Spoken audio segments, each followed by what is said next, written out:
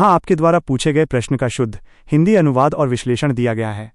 ये छवि गोस्वामी तुलसीदास कृत रामचरितमानस के अयोध्या कांड से उद्धृत है।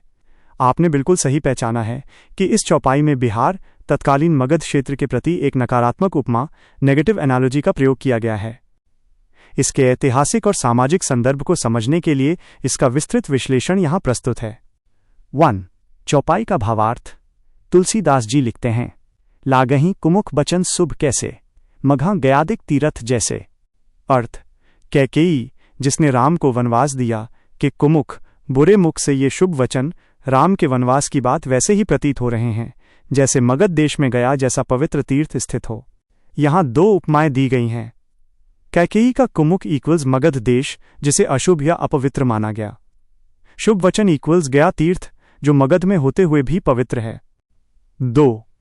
मगध बिहार को अपवित्र या बुरा क्यों कहा गया? इसका कारण प्राचीन भारत का धार्मिक और ऐतिहासिक पूर्वाग्रह हिस्टोरिकल बायस है। प्राचीन वैदिक और ब्राह्मणवादी परंपराओं में मगध क्षेत्र को धार्मिक दृष्टि से अछूत या म्लेच्छ भूमि माना जाता था। इसके मुख्य कारण निम्नलिखित थे। वैदिक संस्कृति से दूरी। प्राचीन काल में आर्य संस्कृति का केंद्र कुरु और पांचाल पश्चिमी उत्तर प्रदेश और हरियाणा था। मगध इस प्रभाव क्षेत्र से बाहर था और यहाँ स्थानीय जनजातियों की संस्कृति प्रबल थी। बौद्ध और जैन धर्म का केंद्र। मगध वही भूमि है जहाँ भगवान बुद्ध और भगवान महावीर ने अपने धर्म का प्रचार किया। चूंकि ये दोनों मत वैदिक वर्ण व्यवस्था और कर्मकांडों के विरुद्ध थे, इसलिए कट्टर ब्राह्मणवादी ग्रंथों, स्मृतियों और पुराणों में मगध को म्लेच्छों, अपवित्र लोगों की भूमि घोषित कर दिया गया। काशी बनाम मगध की अवधारणा।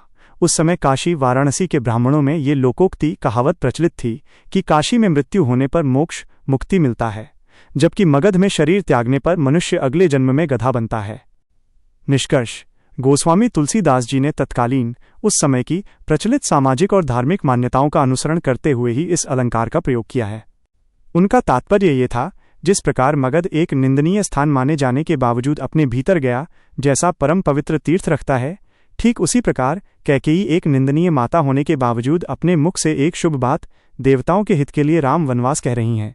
संक्षेप में, ये उस कालखंड की धार्मिक राजनीति और क्षेत्रीय भेदभाव का प्रतिबिंब है जो इस ग्रंथ में दिखाई देता है।